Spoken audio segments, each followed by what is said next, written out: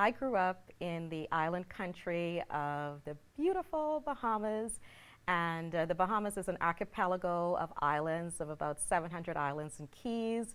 And my education was spread between a few islands, actually, because both of my parents were teachers. My father was actually also an administrator, he was a principal. And at that time, teachers could be called on to travel uh, to different islands to teach. So I experienced life in the Exuma Islands, which is a small a string of islands in the Bahamas, where I was about 3 years old, and my parents were both teachers, and I would go to school. We wear uniforms in the Bahamas. It doesn't matter if you're attending a private school or a public school, everyone wears uniforms. I believe that is attached to our colonial culture and traditions of having been a colonized country by the British.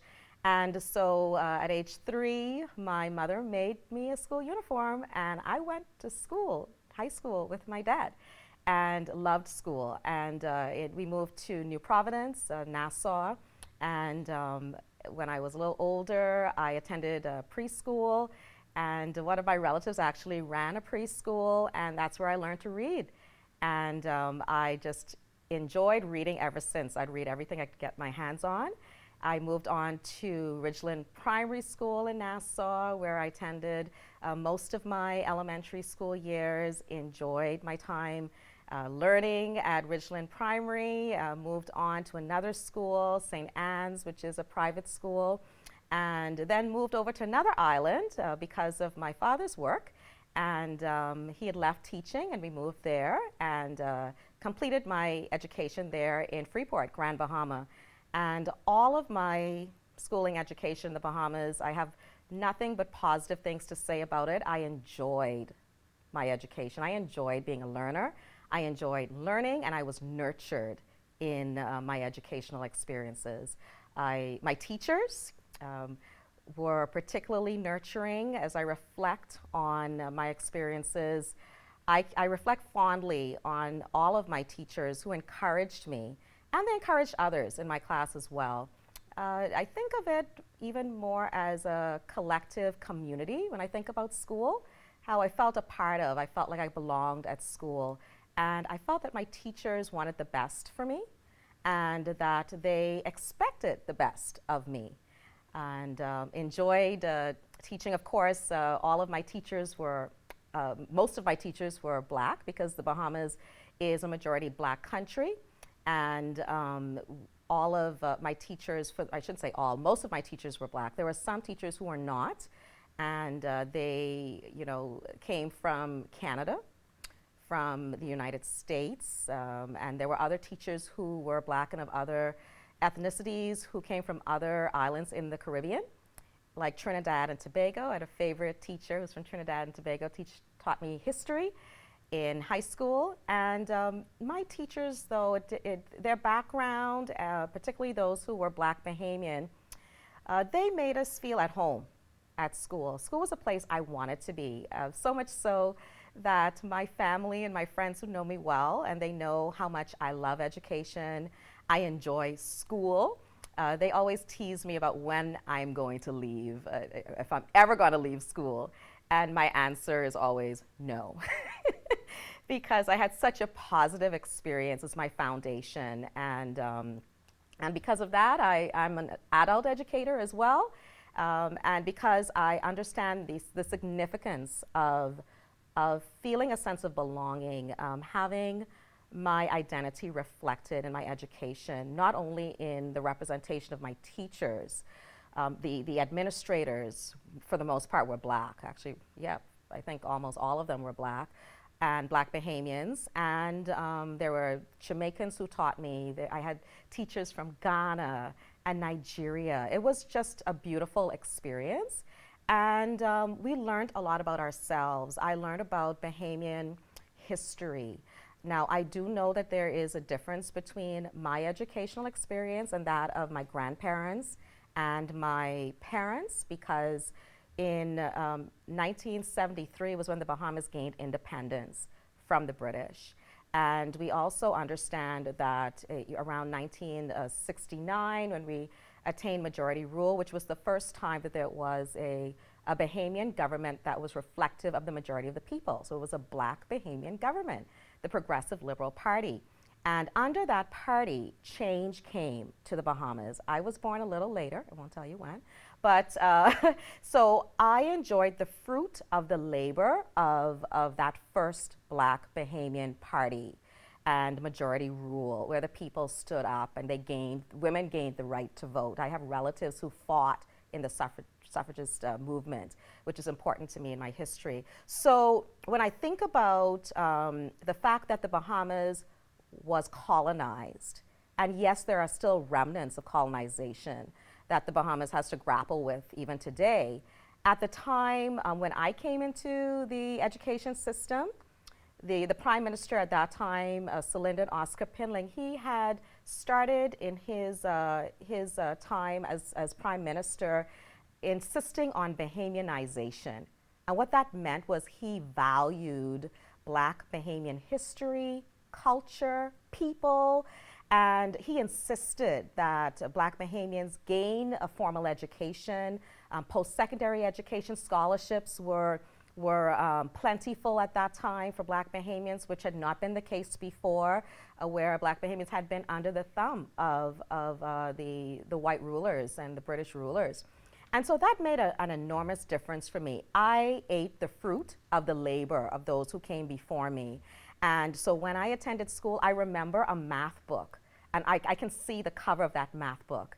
And on the cover were mangoes, not apples. I had never seen an apple tree until I moved here to Nova Scotia, in the valley particularly, where the apple trees are plenteous. But I had never seen, I'd never seen an apple, and so, to say one apple plus two apples, well, yes, we ate apples, but to see a mango, well, I climbed the mango tree. I dug my teeth and had the juice stream down my cheeks into mangoes. I could understand that and relate to that. The history that we learned was history from the Bahamas. For the majority of my education, yes, we did learn about history of the United States, and particularly around the civil rights movement. But the majority of what I learned was about the Bahamas. Now, I will say that we had some work to do, because I remember in first grade learning, one of the first things I learned was that Christopher Columbus discovered the Bahamas in 1492. Well, of course, I now know that was a lie. He was lost, and the indigenous people of the Bahamas discovered him. Those Lucayans and the Arawak people of the indigenous people of the Bahamas. And so, as time went on, the evolution of understanding and decolonization of the knowledge structures and understandings of black Bahamians also, I saw that, I witnessed that in my education. Of course, I didn't know that at the time. But as time went on and I became more informed as a young adult coming to university and later on reading, exploring for myself, I came to understand the value of what I had growing up, which my children don't have growing up in Nova Scotia, and that is not having to worry about, if I raise my hand, will the teacher and will my students, my co-students, will they think I don't know? Will they, I had confidence. I was taught, you can ask anything, ask your teacher anything. The teacher was there to support, and they did support me and my co-students in the classroom. And my friends looked like me. And so attending school was a joy. We played ring play games during lunch period. I could arrive to school early and we could play in the schoolyard. I could stay at school late, that's different from here, and play in the schoolyard. The school was an extension of home, I would say. And my parents were welcome at any time to show up at school. And I also knew that my teachers demanded respect. And I grew up understanding from my parents that respect ought to be given to my teachers, and we respected our elders in the school. And when I reflect on it, I wish that I could offer that to my 3 children.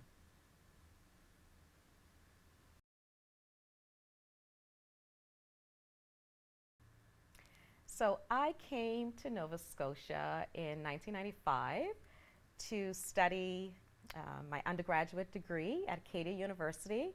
And I had thought about universities in the US actually only when I was thinking in grade 12 about where I should attend post-secondary, because most people in the Bahamas and in my school in Freeport, Grand Bahama at the time, they were seeking out university opportunities in the United States.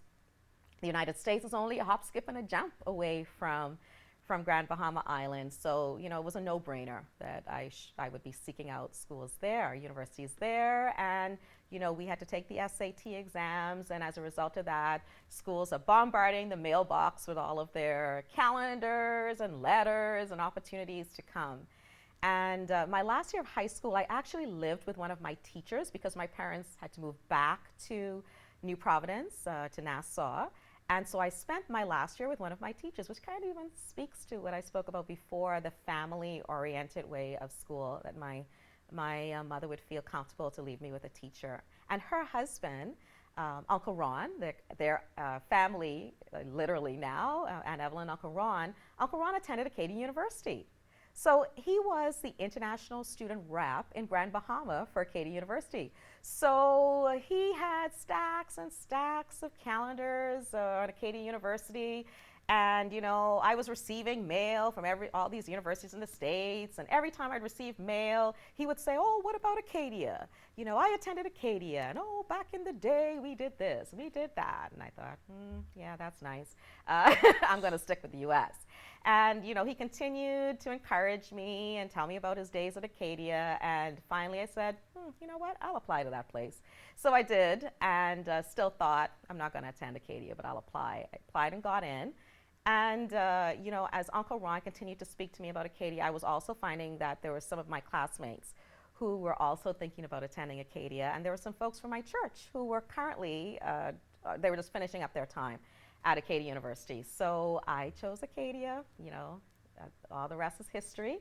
And I landed here. I had difficulty attaining financial support, the finances that I needed to attend the university. And so my start was delayed from the summer, or from September, to January.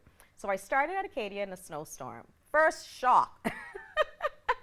I remember landing at the Halifax airport and thinking, what did you do, Kesa? What did you do? It's too late. You can't turn back now. You have to suck it up and keep going. That's what I did. And so I landed here, met a Bermudian in my residence. Bermudian was at the front desk, Black Bermudian, and and I'm seeing representation immediately. Anyway, so I attend Acadia, and of course, the most of the representation, I guess, that I would have seen would have been from other Bahamian students, Bermudian students, and we would gather in the meal hall. For the most part, I was the only Black student in every class, and none of my professors were Black. And none of my professors, there was one teacher from Chile, and I wasn't sure if she was racialized or not. She looked like she could have been. So she taught me Spanish, and so, but for the most part, it was pretty white. And like I said, my classmates were white for the most part. I do remember, and the fact that I can select this particular memory can tell you that it was one of all of my 4 years. I remember an English class, which was a smaller room, and there was an African Nova Scotian male. He was on the basketball team, and we were the only two in that English class, and he would always come and sit next to me. And so we'd often pair up when we were doing any group work and that kind of thing.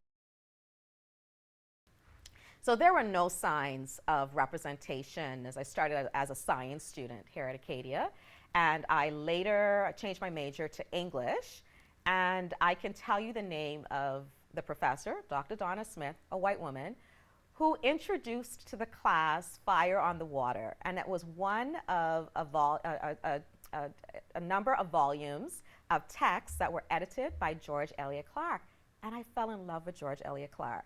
and an African Nova Scotian writer and poet, and I loved poetry. And I learned about Africville in that volume, and I learned about people that I now know in person. Their writings are in Sylvia Hamilton, for instance. You know, she wrote about the women, the Women's Institute, and the Ladies Auxiliary of the AUBA, of which I am now a part.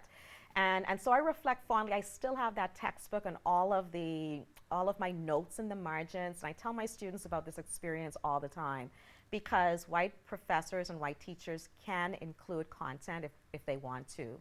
And it made a significant impact on my educational experience here at Acadia. Because I will tell you, coming to Nova Scotia and coming to Canada, one thing I did not learn in my education was about Canada. And I assumed, because everything I saw on television about Canada was white and white people, I thought there were no black people here. So here I am in this first year English language class, English literature class, with a white professor, Dr. Donna Smith. She introduces this text, and I'm learning about African Nova Scotian people who are up the road and down the road and all around me, and there was no sign of that at my university, except for in this space because of this professor. And I remember I couldn't run fast enough. I couldn't walk fast enough. That class was right before lunch. I couldn't walk fast enough to the meal hall to tell my Black Bahamian friends and the Bermudian friends, because we'd all sit together in the cafeteria. When we think about that book, why do all the black kids sit together in the cafeteria? Because we're creating the community for ourselves that no one else has thought to make for us. So we sat together in the cafeteria, and we felt comfortable. That was our place of comfort. And I remember running to the cafeteria, McConnell Hall at that time, and saying, did you know that black people are here? Like, black people have been here for 400 plus years, and did you know this, and did you know that? Did you hear about Africville? Because I learned about Africville and the destruction, the demolition of Africville. Later on, I would hold a position because of what happened with Africville. And I remember talking about this in my interview, and Africville holds a special place in my heart. My spouse, my husband, his grandmother is from Africville. Like, who would know years later that I would have these intimate connections? And it started with this professor who cared enough, who understood the importance of diversity and inclusion and equity enough before those words were even words that we talked about in education or elsewhere. She cared enough to ensure that her curriculum was representative of the people here, one of the first founding groups here in Nova Scotia, and that changed my life. Later on, I was a student in Dr. Gwendolyn Davies' class, and she had a text, Willa Falls, again, George Eliot Clark. So I studied George Eliot Clark. I remember when I had the opportunity to meet him and to kind of share a stage with him through the Delmar Buddy Day Learning Institute just a few years ago, and I confessed to him that he was my secret boyfriend because I had loved his work so much that I just dreamt that, oh, one day I could meet this person, you know, and I never really thought that would happen. So I was just feeling so blessed that I had an opportunity to meet this person that I looked up to because of the way that he wrote about African Nova Scotians and the experiences of African Nova Scotians, and for me, put African Nova Scotian experience on the map for me. So then when I thought about it, after I learned that, okay, there are black people here, they've been here for hundreds of years, so I look around my university and say, so why is it that blackness has been imported then? Why has blackness been imported to this place? I knew, like I said, that student who he and I would sit next to each other in English class, he was African Nova Scotian. I could count, there were 3 others that we had met who would also sit at the same dining room table with us in McConnell Hall. But why were there more of us as black students from countries across the world? There were people from other Caribbean countries, countries in Africa. Why were there more of us than people who had been here for over like 400 years? And I became interested in understanding and interrogating the why. And I understood that because of the anti-black racism, particularly in the education school system, that this anti-Black racism impacted the graduation rates of students, particularly at that time, the opportunity for students to pursue post-secondary education in Nova Scotia, and also even attending university, just seeing themselves, seeing themselves as a university student, seeing that as a possibility where there was no question for me, I can tell you. Growing up in the Bahamas, there was no question about if you're going to university. The question was, where are you going? Now, there was a question about where the money would come from to get there, but it was about where are you going? There was an expectation that I would attend post-secondary. I understood, and I know more intimately now, having lived here for a few decades, that expectation today in 2023 is still not present. Teachers are still not expecting African Nova Scotian students to pursue post-secondary education. So when I reflect on the fact that I started at Acadia University, I had a certain expectation that was based on the absence of this history in Canada, the fact that Black people have existed in Canada for hundreds of years, and that it didn't start with the Underground Railroad, that enslavement is a part of the history, just as enslavement was a part of the history in the Bahamas, throughout the Caribbean and the United States of America.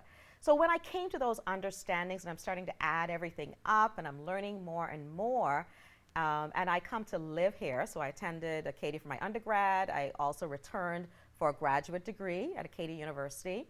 One thing I want to add too with that is, as a graduate student, and actually I'm reflecting on the fact that I just read a graduate dissertation, a PhD dissertation of a student at University of Alberta. And that dissertation reminded me of my graduate experience here at Acadia. Now, did I have good professors? Absolutely, absolutely. But today, as I serve as a professor, an associate professor in the School of Education at Acadia University, and I think about the expectations for publishing, and I think about opportunities that are offered to students to attend conferences, to write papers with their professors. I question, why wasn't such an opportunity offered to me?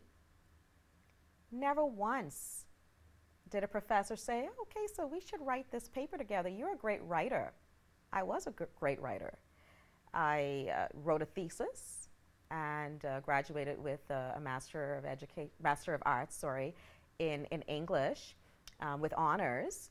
And so I completed a thesis and had done well very well in terms of my writing and my work. So why did no one seek me out? Why did no one mentor me? Why was it that as I looked around the School of English at the billboards, the bulletin boards, and I remember reading about conferences that were happening at Wilfrid Laurier or another university, and I think, oh, I wonder where that is. Oh, I wonder what that's about. But no one ever said to me, you could attend that conference. You could present at that conference. That paper that you wrote for this class, you could present at that conference and present that paper. And so I reflect now that I know more about academia, and I know more about the absence of opportunities for Black students in academia, and how there's a disproportionate opportunity for white students to participate in these particular graduate studies ways. I understand more clearly, whether it was intentional or unintentional anti-Black racism, it certainly was present. So at the moment, I am an associate professor in the School of Education at Acadia University, and I started teaching here in the School of Education in 2021. And I teach Bachelor of Education students. I also teach Master of Education students. and I'm presently serving as the program lead for a new program, new as of last summer, which is a Master of Education in Inclusive Education that focuses in on equity and social justice. And so we have 2 cohorts that have started that program, and I lead that program. I teach in that program subjects like equity and social justice, equity and inclusive schooling. I teach that in the Bachelor of Education program, and equity and leadership. I've taught that as well.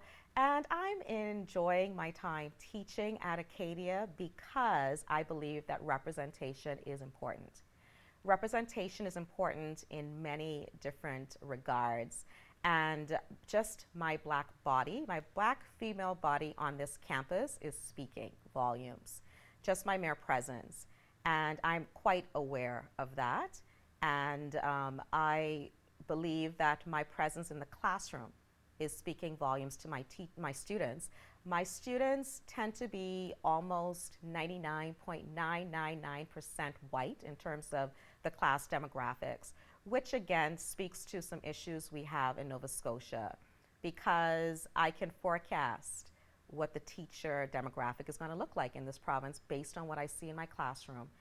We are not changing in the direction that we need to change in Nova Scotia in that way based on my classroom demographics, and my classroom demographics are reflective of the School of Education's demographics. It's not good enough to have one black student, one Indigenous student, one racialized student in a classroom training up or preparing to be a teacher in a couple years. That is not good enough. We know that most of these people are going to be remaining in Nova Scotia, in our school system. Some of them may be teaching my children. You know, they would be teaching other people's children. And the concern for me is, what am I teaching them as their professor? What am I demonstrating to them beyond my presence, my physical presence? What does my curriculum look like? What does my syllabus look like? And so I make sure that there's representation of Black and Indigenous voices and writing and stories of different identities. Yes, white identities as well, but also others that are representative of the racialized communities in Nova Scotia and across Canada, and the histories, particularly with education for these individuals. It's very important to me that my students understand who they are. What privileges do they have? What power do they have as an individual, particularly those who are white individuals? How do they present themselves in a classroom, standing in a classroom where there are Black students, where there may be Indigenous students, whether they realize it or not, who's in their classroom? What does that mean when you're standing in a classroom as a white teacher? What does that mean for an African Nova Scotian student? What privileges are you bringing to the classroom that you may not be aware of? And I recognize, and it kind of never ceases to amaze me, that oftentimes my students are not aware of their privileges. They're not aware of their whiteness. They're not aware of even gender politics sometimes, in terms of how that impacts upon the learning and the relationship, the community of the classroom and the community of the school, and how it impacts upon what they teach, how they teach, and why all of that is important, why their identity is directly connected to how they interact with racialized students, with the knowledge that they share. And I challenge my students in terms of the content that they bring to the classroom. Is the community being brought into your classroom? Is the community welcome? Is African Nova Scotian community welcome in your classroom? Have you made that a priority? And as a teacher, the folks that I teach, particularly in the Equity and Social Justice program, of course, they are developing their leadership skills in these areas of equity and social justice. Well, I challenge these teachers to make sure you are voicing the concerns, using your privilege, using your power to speak out against racism, anti-Black racism. And also, I challenge them to speak towards employment equity. So yes, it is good that your classroom, you bring representation, you involve the community members, you bring in elders from the African Nova Scotian community, you bring in the expert knowledge that you may not have because of your own racial identity. But beyond that, is that good enough? When you look around and you see that your colleagues are all white, is that good enough? Is that the best that we can offer African Nova Scotian learners, Black learners, other racialized learners in 2023? Absolutely not. We can do much better. So how about challenging the status quo? What are we doing in terms of our power? Are we saying we need representation in Nova Scotia schools? So in terms of the work that I do here at Acadia University, I challenge my students just by my mere presence, through the ways in which I teach, the information that I bring into the classroom, the people I invite into the classroom from our African Nova Scotian communities, from Mi'kmaq communities, other Indigenous people, other people of African descent, other racialized people, other groups of people. I recognize the intersectionality of race and class and gender and sexuality and all those aspects. But I teach from an anti-racist perspective, an Afrocentric perspective that insists that race be centered in everything that we do.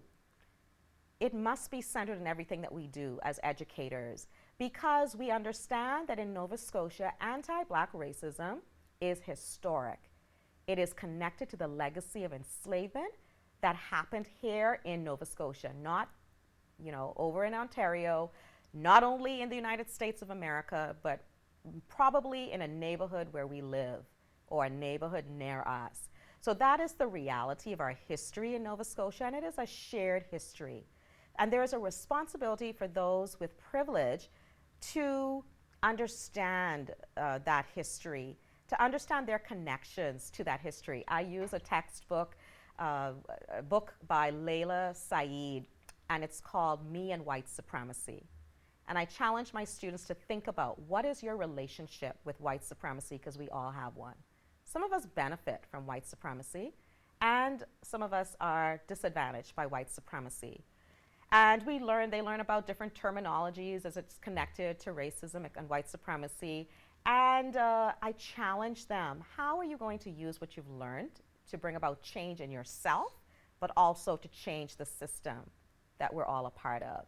So when I think about the influence that I have at Acadia, I think about what would happen if there were no Black professors in the School of Education. In 2021, I started as a contractual position. In 2022, I started a tenure track position in the School of Education, and I would have made history as the first Black person to teach in a tenure track position at Acadia University. 2022. And there are other universities, when I look across the university and other departments, there's no representation.